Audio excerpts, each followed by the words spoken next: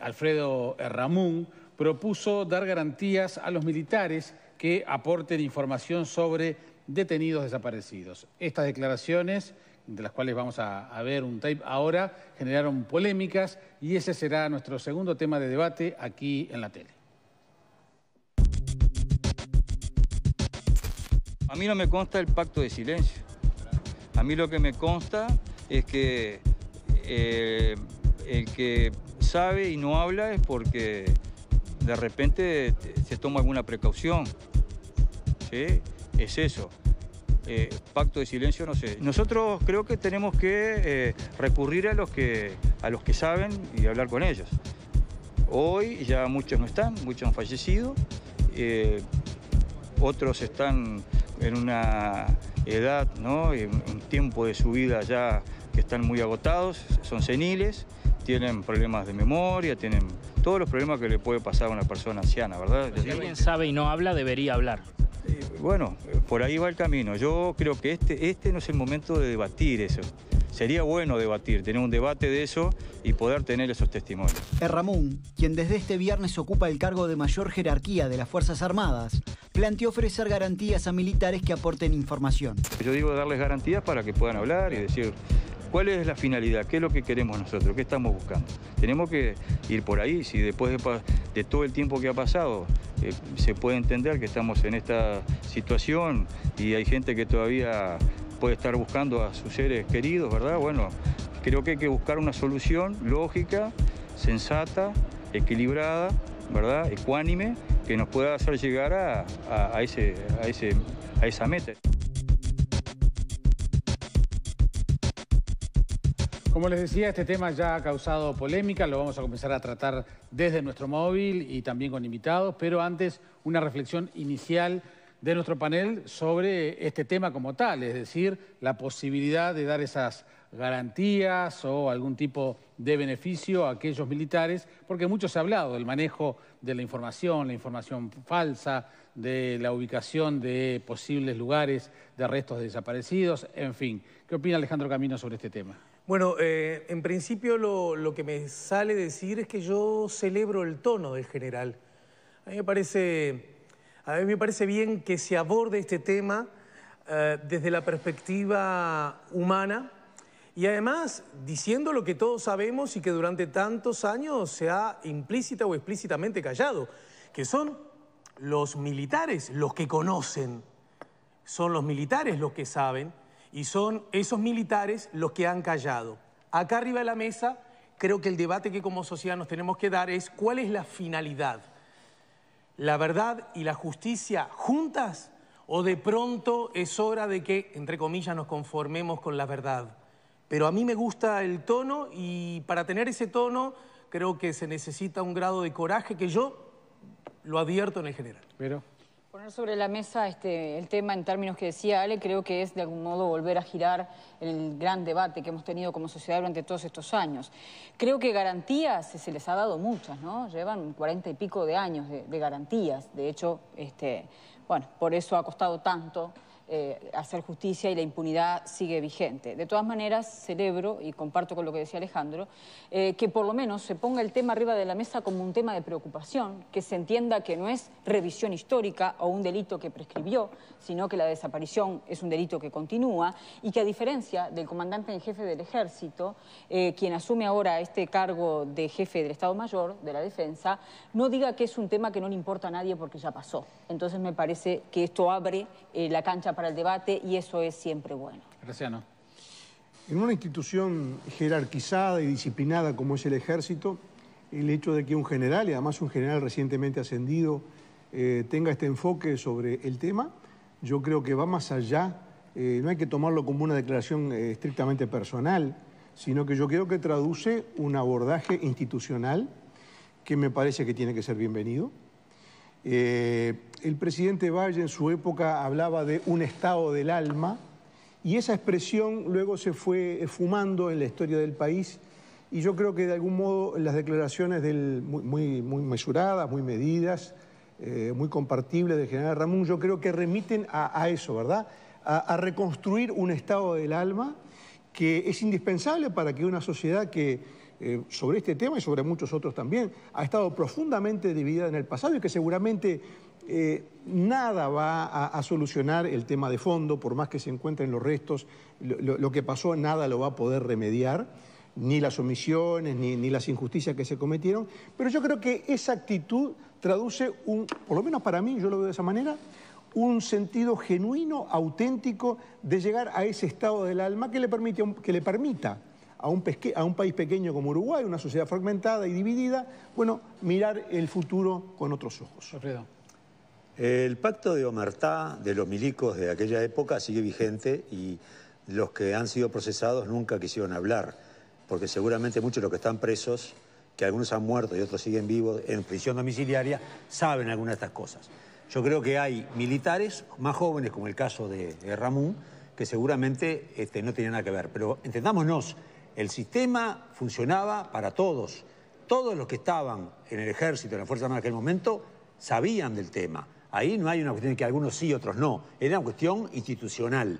Y el que no quería podía borrarse, ¿tá? Como hubo casos, Rey Piuma y otra gente más que se fueron, ¿tá? O los militares que fueron presos. ¿Se acuerdan? Sereñi, Sufriategui, Licandro, etcétera, etcétera, etcétera, etcétera, que fueron todos procesados, ¿tá? Y muchos más. Es decir, ahora bien, ¿qué es lo que tenemos que hacer hoy? Porque pasaron 40 años. Yo creo que el ejemplo sudafricano a mí me gustó. Me parece que la gente que murió, la gente que desapareció, luchaba por un futuro mejor. Y creo que todavía tenemos muchas cosas para luchar por un futuro mejor. Y mirar solamente el tema de lo que pasó hace 40 años sin ver lo que estamos viendo hoy es complicado, es debatible. Yo creo que hay que dar la posibilidad de que la gente pueda encontrar sus muertos y enterrarlos y avanzar hacia adelante por una sociedad mejor. Bien, desde nuestro móvil está Tania Melgar con nuestro invitado, que por supuesto estuvo escuchando las primeras opiniones de nuestro panel. Así que Tania, buenas tardes, ¿cómo estás? Hola, buenas tardes, Jaime. También Ramón hablaba de un reencuentro entre los uruguayos para poder tener una salida y una solución al tema de desaparecidos en dictadura. Entonces, esa es una de las primeras preguntas que yo quiero realizarle a Michelini, coordinador del Grupo de Trabajo Verdad y Justicia, porque realmente es un tema que divide, polariza la sociedad y realmente los pensamientos realmente están en las antípodas, ¿no? de uno y de otros. Entonces, consultarle también cómo toma estas declaraciones de Raúl y se cree que este reencuentro podría darse o si no podría suceder nunca. Buenas tardes. Buenas tardes a toda la audiencia. En primer lugar, creo que hay que resaltar que se reconozcan los hechos gravísimos que pasaron en nuestro país antes de la dictadura militar y luego durante el régimen de terrorismo de Estado es una buena cosa. Aquí hay cientos de personas que fueron objeto de torturas, ejecuciones, violaciones y 196 individuos que fueron desaparecidos dentro y fuera de fronteras del país por la fuerza de seguridad, por la fuerza del Estado uruguayo. En ese marco, nosotros entendemos que lo que tiene que cumplirse es ese Estado de Derecho, es decir, que el Estado debe investigar a través de sus distintas poderes públicos y aplicar todo el peso de la ley. Aquí hubo 25 años de impunidad absoluta que, en definitiva, no aportaron ningún elemento nuevo para la identificación de los restos mortales de detenidos desaparecidos, que se encontraron solamente 4. Por lo tanto, desde esa perspectiva, yo creo que estas personas que fueron muy valientes al momento de torturar, violar, matar y hacer desaparecer a personas indefensas, demuestran una cobardía absoluta al momento de reconocer sus crímenes y aportar elementos para que los familiares de detenidos desaparecidos por lo menos puedan darle sepultura digna a sus seres queridos. Me parece a mí que es bueno que se señalen los elementos para buscar una solución, pero eso no sustituye las responsabilidades institucionales que cada uno tiene, porque no puede haber un solo ámbito del Estado que sea cómplice de estos gravísimos hechos, que contradicen todo el derecho nacional y todo el derecho internacional. El Estado, a través del Poder Ejecutivo, apoyado al Poder Judicial, se ha creado la Fiscalía Nacional Especializada en Crímenes de Lesa Humanidad, se realizan las excavaciones establecidas por los jueces o por el Ministerio Público, en algunos casos por vía administrativa, se han tenido una búsqueda en los archivos que va a ritmo lento, pero va generando buenos elementos para la investigación, y el Poder Legislativo ha levantado los escollos legales para que el Poder Judicial actúe. Para mí el principal problema aquí está en la jurisprudencia errática de la Suprema Corte de Justicia, que ha legalizado la tortura y que además ha permitido que los acusados de estos gravísimos hechos utilicen las triquiñuelas y todo tipo de trampa judicial para enlentecer los procesos.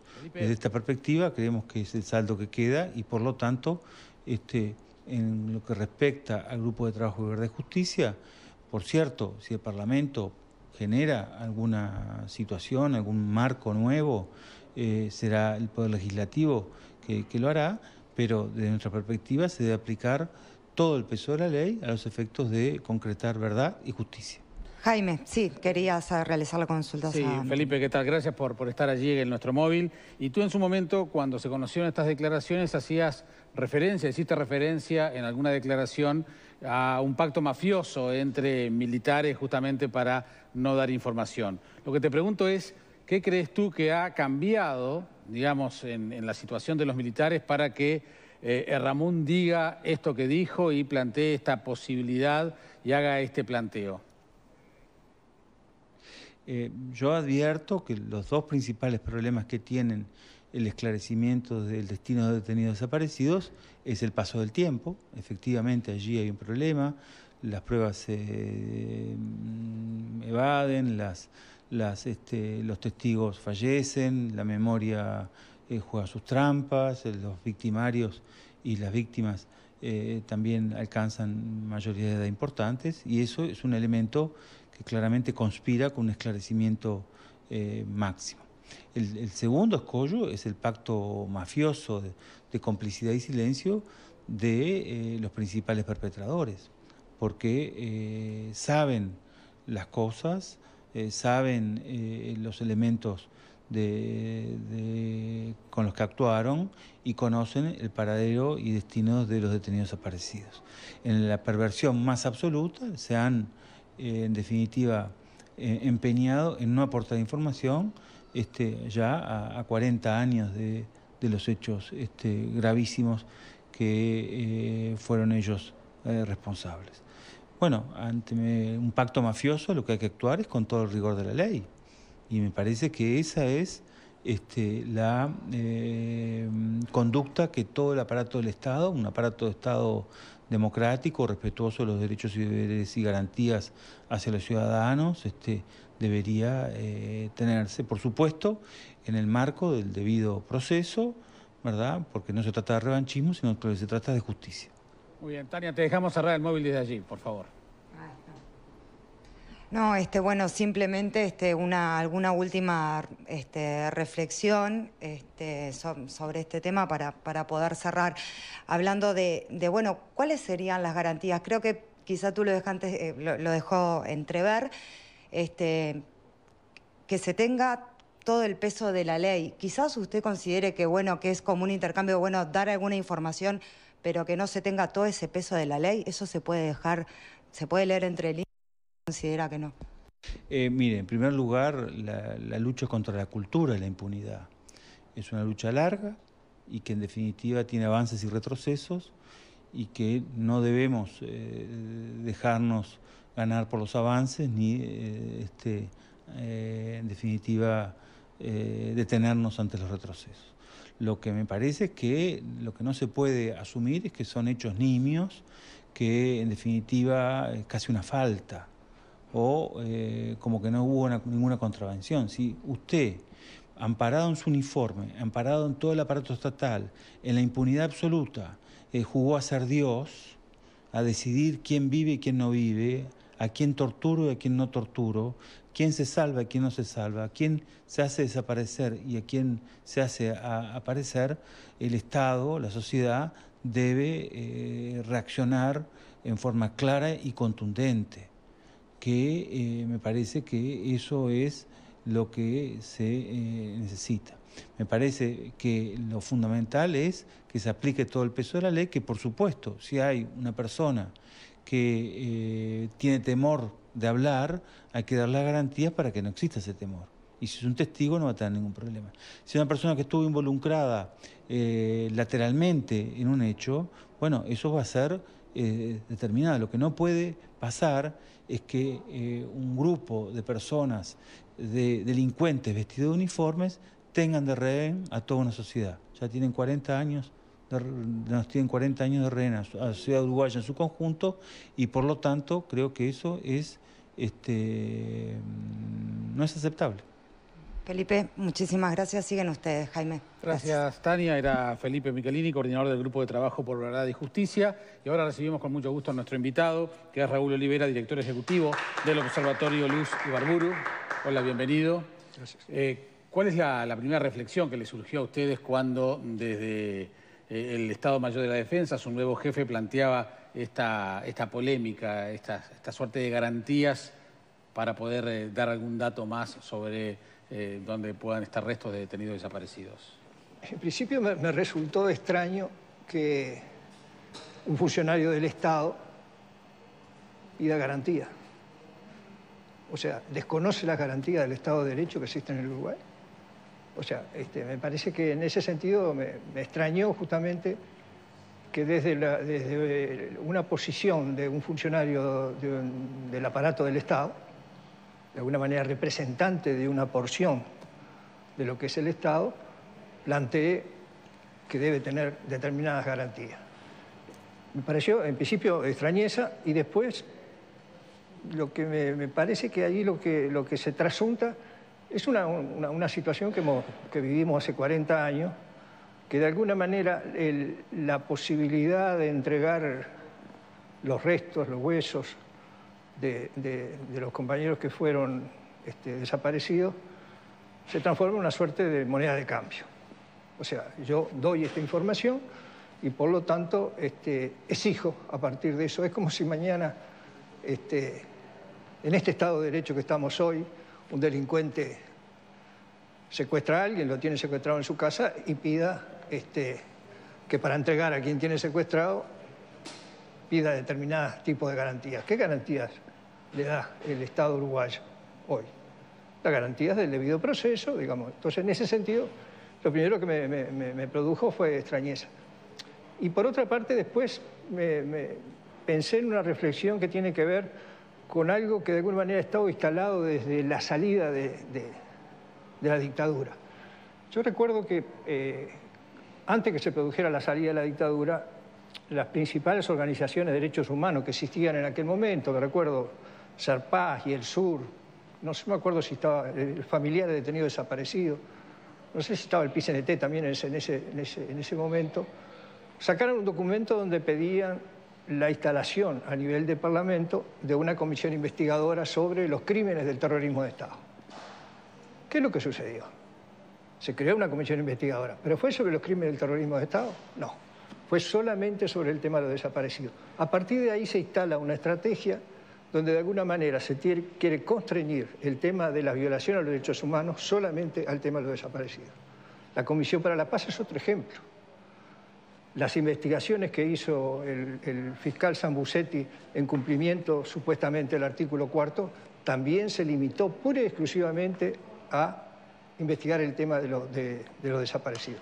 Entonces, esta nueva propuesta no se plantea una propuesta global de una parte del Estado que dice tenemos que avanzar en esclarecer los hechos que ocurrieron durante el terrorismo de Estado, sino simplemente entregar los restos y al cambio de eso tener determinadas garantías. Que las garantías son claramente ese cambio de entregar información a cambio de impunidad. Amnistía, una amnistía. Es parecido, yo creo que en la propia conferencia de prensa se habla de eso, de la salida sudafricana. Bueno, él la mencionó justamente en su primera reflexión, ¿no? Una salida sudafricana. Claro, la salida sudafricana fue una salida de impunidad. Y que efectivamente no fue eficaz para resolver ninguno de los problemas que estaba planteado. Y donde de alguna manera ha habido, en distintos procesos, de alguna manera la humanidad ha tenido que encarar estas situaciones en El Salvador, digamos, en Sudáfrica, en Argentina, en Uruguay, en Chile. Y eso ha sido objeto de reflexiones a nivel digamos, de gente que sabe en esto. Lo que pasa es que lo que ha fallado aquí ha sido la calidad de la información. Hasta el momento, los grupos de antropología forense han tenido problemas de información. Han buscado en lugares donde aparentemente, salvo alguna excepción, la información era falsa. Sí, pero no olvidemos que desde la sociedad civil, desde el poco poder que tiene el ciudadano común, que tenemos nosotros, hemos hecho más que lo que hizo el Estado hasta ahora. Porque por ejemplo, el caso de los niños desaparecidos, ¿quién los encontró? ¿Los encontró el Estado? No, los encontró la sociedad civil. Los esclarecimientos que de alguna manera han existido y los avances en las causas sobre violaciones de los derechos humanos, ¿por qué han avanzado? ¿Porque los militares y el Estado han aportado elementos de información? No, ha dicho la sociedad civil. Y si la sociedad civil, que no cuenta con determinados elementos, llega a esos resultados, ¿por qué no llega el Estado? Porque de alguna manera el Estado, de una manera u otra, es cómplice de sus propias acciones, porque más allá de que haya sido cometido por un Estado dictatorial, siempre las tentaciones de los Estados democráticos que siguen a esas dictaduras tienden de alguna manera a proteger una cosa muy preocupante que tiene el Estado, que es el uso de la autoridad, el uso de las armas contra los ciudadanos comunes. ¿Y ustedes ahí no diferencian el partido que ejerce el gobierno en ese Estado? Yo hago una diferencia, por supuesto que tiene muchos matices. Yo creo que hay un avance que me parece que estas declaraciones y constreñir este tema solamente al tema de los desaparecidos es desandar algo, un avance que hizo este último gobierno de Tabaré Vázquez cuando creó el grupo que hoy coordina Felipe Michelini, que no habla solamente de investigar el destino, el encontrar los restos, habla de avanzar en la verdad sobre los crímenes del terrorismo de Estado. Eso es lo que de alguna manera ha puesto al sistema judicial, junto con la sentencia del caso Hellman, que hoy no se estén solamente investigando para encontrar los restos, sino que se estén investigando para aclarar los restos de los desaparecidos, los asesinatos, las torturas, las violaciones sexuales, porque todos esos son delitos. Y yo creo que más allá de que efectivamente el tema de la desaparición es quizás lo más terrible, lo peor que puede haber salido de la cabeza de los seres humanos, pero yo no creo que haya un medidómetro de cuál delito es más grave. Yo creo que en ese sentido me parece que pensar que resolver el tema de los desaparecidos termina con el tema de los derechos humanos es equivocado. Y te hago otra reflexión. Pensemos en el futuro, porque uno dice, no, dejemos de mirar lo que pasó hace 40 años. Yo creo que avanzar en estas cosas tiene que ver con el nunca más. O sea, ¿qué ejemplo, qué señales le damos a esos, como dice el militar que hizo esas declaraciones, que él era un niño, ¿no? ¿Qué señal le damos de lo que puede pasar y lo que él haga en el futuro? ¿Qué es lo que va a pasar si él de alguna manera siente la tentación mañana de violentar la Constitución, de instalar un Estado de Derecho y practicar el terrorismo de Estado? ¿Qué le estamos diciendo? Señores, secuestren y hagan desaparecer gente y guarden eso como información, como salvaguarda de alguna manera o como moneda de cambio para luego no tener castigo. Bien, vamos a ver qué opina el panel. Alfredo. Esto es un tema muy complejo, ¿no? Porque yo creo que frente a lo que es la justicia, que uno dice, yo quiero justicia, pero llevamos 40 años y no se ha logrado justicia. Entonces, aplicar todo el peso de la ley, dice Michelini, toda la justicia, sí, pero es inoperante. No es que yo creo que no se puede lograr información si los tipos implicados, que eran todos, porque no era un grupito chiquito, era toda la estructura funcionando. Entonces nadie va a acusar para después ser él mismo procesado. Entonces, yo creo que... Esas son las garantías que pide. Claro, entonces, y no nos olvidemos de una cosa, que mal que nos pese, yo perdí 2 veces en plebiscitos con la ley de impunidad. Yo estaba en contra de la impunidad, peleé 2 veces por que se aboliera y la ciudadanía nos dijo que no. Y eso yo creo que fue un error de la ciudadanía, pero bueno, el único que puede equivocarse es el pueblo. Entonces, a mí me parece que es muy difícil el tema, no es nada sencillo y no sé si realmente se va a lograr, con esta cuestión de la retórica de sí, justicia y vamos arriba, no sé cuánto, se va a lograr realmente saldar este tema. Porque las nuevas generaciones me parece que miran otra cosa.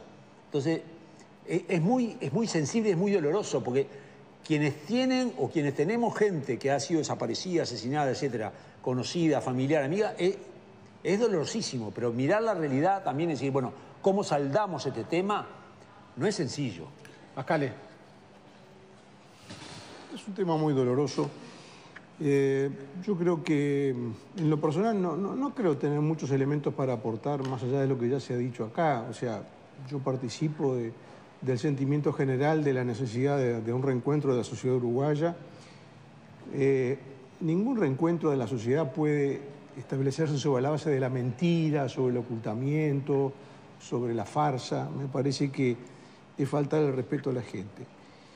Los límites sobre hasta dónde se puede llegar en el esclarecimiento y en la aplicación de la ley penal sobre algunos de los casos más dolorosos y más truculentos, yo creo que el paso del tiempo hace que se vaya debilitando esa posibilidad.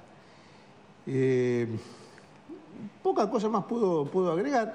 Simplemente me quedé pensando mientras escuchaba las reflexiones de Olivera, digamos, las personas que realmente están buscando, digamos, y quieren ese reencuentro con los restos de sus familiares queridos, sus seres queridos, para, bueno, tener ese momento, en fin, de reencuentro y de despedida. Si realmente están interesados, ¿cuál es el objetivo si tuvieran que priorizar sus intereses, qué ponen en primer lugar? O si es posible establecer un orden de prioridades. Bueno, primero encontrar los restos, después hacer justicia, etcétera, etcétera. Y si una cosa choca contra la otra, ¿qué es lo que preferirían? A mí me gustaría remitirme a ese sentimiento interior de las personas que realmente quieren terminar su vida reencontrándose con los restos de sus seres queridos. Bueno, saber ellos que realmente qué piensan. Si tuvieran que hacer un orden de prioridades, ¿qué pondrían en primer lugar? Sabiendo que todo lo que uno aspira no puede lograrse. ¿Pero? Yo creo que este dilema que plantea Graciano es un dilema, por supuesto, que muy difícil. Ninguno de nosotros puede ponerse en esa circunstancia. Pero realmente la verdad puede separarse de la justicia. Suena muy difícil, ¿no?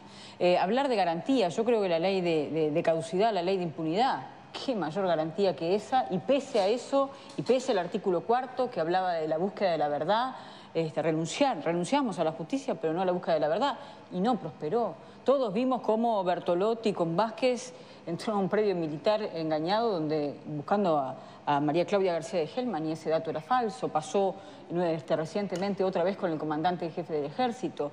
¿Cuál sería la garantía que cambiara esta circunstancia? Yo creo que es muy difícil. Me gustaría también trasladarle una pregunta al invitado, si los gobiernos de la izquierda han sido iguales en esta cuestión. Él habla del Estado, de la conducción del Estado.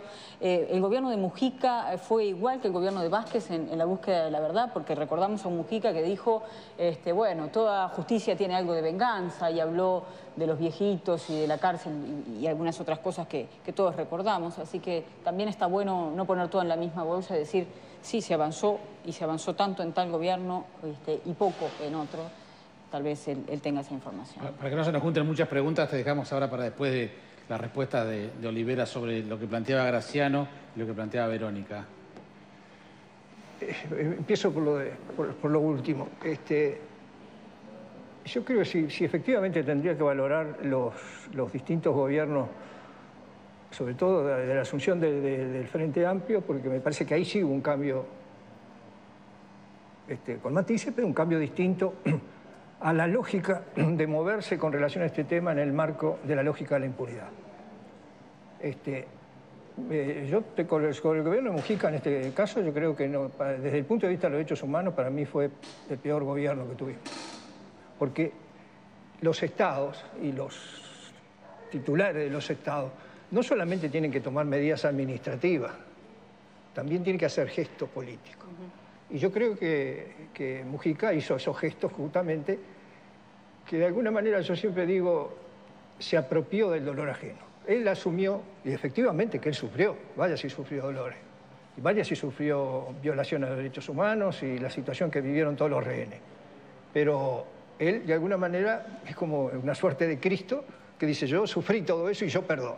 Por lo tanto, a vos que te dieron un picanazo, a vos que te violaron, todas esas cosas, no me bromes con eso. Ese es el mensaje que da. Entonces, en ese sentido, ha sido lo más negativo. Y después de decir, bueno, son viejitos, y bueno, todo un conjunto de gestos que han sido, me parece, nefastos. Y en ese sentido, por eso digo, el catálogo, este último gobierno de Tabaré Vázquez, no por lo que ha hecho, porque efectivamente ha sido todo lo que ha creado ha sido inoperante, pero por falta de voluntad política. Pero, sin embargo, definió que todos los delitos del terrorismo de Estado debían ser encarados. Y en ese sentido me parece bien. Con relación a la otra pregunta, creo que es un problema difícil de catalogar. Mi esposa tuvo 27 años un hijo desaparecido. O sea, durante 27 años la acompañé en ese trajinar buscando respuesta. Y un día le dijeron, no busque más a su hijo porque su hijo está muerto. 27 años después lo encontró. Y ya lo encontró, no lo encontró el Estado. Si nos ponemos en la lógica de creer que efectivamente se debe de poner cuál es la cosa más importante, me parece que es un tema muy difícil de catalogar. Yo tengo amigos, hijos de amigos que de alguna manera estuvieron desaparecidos, amigos que fueron asesinados, amigos que fueron torturados, amigos que aún hoy están desaparecidos. Y yo no hago una diferencia desde el punto de vista que si en este caso yo lo siento más que el otro. Yo tengo la obligación como ciudadano, porque por algo el derecho humanitario, las reflexiones que han habido, han catalogado estos delitos, no como delitos de carácter personal, son delitos contra la humanidad. Entonces, cuando son contra la humanidad tiene que verlos así y no como elementos particulares. Porque las declaraciones del militar sobre el cual estamos hablando, también retrotrae él a un tema que tiene que ver con la justicia, que como se planteó en Sudáfrica, que es juntar a la víctima y al victimario para lograr una solución que le sirva a los dos. El tema es que no hay solución que sirva a los dos. Ese es el tema. Esa es la conclusión que ha llegado la humanidad y por eso ha dicho que estos crímenes deben ser perseguidos, independientemente de donde se cometan, que no pueden ser amnistiados. Bueno, todos esos avances que de alguna manera hizo la humanidad fue justamente para preservarse de esos mecanismos que los criminales trataron de construir a partir de esa figura de la desaparición forzada, que era el Estado actuando clandestinamente, sin poner información, sin documentar, sin nada de eso, y después creando la impunidad. O sea, era todo un mecanismo perfecto que cerraba, donde de alguna manera aquí en el Uruguay ese tema era un tema cerrado. Si nosotros hubiéramos entrado con esa lógica, nos hubiéramos quedado con el discurso primario de que no había habido desaparecidos ni niños en el lugar desaparecido, que era el discurso primario, después que en realidad los militares no tenían responsabilidad, después que en realidad los habíamos cremado y los habían tirado al mar, y resulta que la gente que cremaba y tiraron al mar empezaron a aparecer en los cuarteles, cosa que no sucedió acá. Y ojo, que este tema de la salida no son particulares de Uruguay, no soy un invento de este militar. Se hizo también en Chile. En Chile se creó una mesa de diálogo donde se sentaron las víctimas, los victimarios, cosa que acá intentó crear la propuesta que manejó en determinado momento un exguerrillero, es decir, sentemos a los combatientes. Bueno, y ahí los militares chilenos dijeron, bueno, a fulano de tal lo tiramos en el paralelo tanto del mar y tal. Bueno, después toda esa gente que ellos tiraron en el mar empezaron a aparecer en los cuarteles. Era lo que decía la compañera, decía, efectivamente todo lo que ellos han dicho han sido mentiras. Y no todos los militares han mentido, ojo. Ha habido militares que no han mentido y que no pidieron ninguna garantía y que sí las tuvieron. Yo pongo el ejemplo de Julio César Barbosa, un militar que participó en el CID, que entregaba el CID, y que lo primero que hizo cuando se retiró de las Fuerzas Armadas fue denunciar, y otros que se refugiaron en la época de la dictadura en el exterior, que dieron información, me acuerdo de Cooper, dos marinos, y varios militares que efectivamente dieron esa información. Esos militares no pidieron ninguna garantía, y esos militares habían participado también en eso. Yo recuerdo que Julio César Barbosa lo llevaron en determinado momento y participó en el secuestro de Julio Castro. O sea, lo llevaron para que condujera la camioneta donde secuestraron a Julio Castro. Ahora, la justicia lo metió preso, por el estilo, y él dio su testimonio, aportó información sobre el caso de Macarena, aportó información sobre distintos casos, y efectivamente ha habido militares que efectivamente han actuado como corresponde a un ser humano, que es dar toda la información que tiene. Y ojo, que hace poco en un juzgado se presentó un militar, un alto militar que integraba el ESMACO, y pidió protección. Y dio información de quién eran los militares que estaban en el frente del ESMACO, y le dijo al juez, que ahora no es más juez, Fernández Lequini, que efectivamente pedía protección porque tenía miedo de sus compañeros. O sea, que no es un pacto de silencio. Es una amenaza criminal que existe contra los que hablan. Entonces, cuando él pidió protección, ¿qué es lo que le dice el juez? Le dice, mire que acá no estamos en Colombia. Bueno, entonces, este militar que dio información, que lo único que pidió fue protección, no pidió garantías ni nada por el estilo, dijo lo que sabía. Bueno, esa actitud, más allá de la responsabilidad de la persona, yo no la conozco y todo lo demás, me parece que sí, eso es valorable. Bien, Raúl, gracias por haber venido. Ha sido un gusto recibirte. Seguimos con el tema. Hacemos la pausa y luego comenzamos por ti, Alejandro. Último bloque de esta Boca es Mía, sigue luego de esta pausa.